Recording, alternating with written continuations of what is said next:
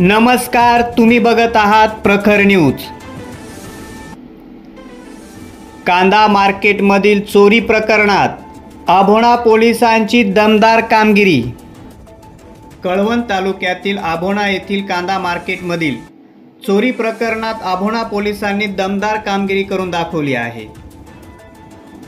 Hydraulic पट्टी चोरी प्रकरणातील तिन्ही आरोपींना अटक करण्यात आली असून न्यायालयानं त्यांना 5 दिवसाची पोलीस कोठडी सुनावली आहे। आभोणा येथील बाजार उत्पन्न समितीच्या कांदा मार्केटमध्ये ट्रॅक्टरच्या हायड्रोलिक डाबर पट्ट्यांची चोरी झाल्यानंतर आभोणा पोलिसांनी जलद कारवाई करत स्वप्नील उर्फ कमलाकर गावित, विकी झोपळे आणि सचिन बठारे या तिघांना अटक केली आहे।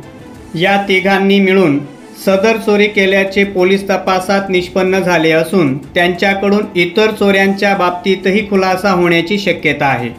बाळासाहेब वामन मोरे यांच्या तक्रारीनुसार प्रत्येकी 2,500 रुपयाच्या 5 पट्ट्यांची एकूण 12,500 रुपयाची चोरी झाली होती।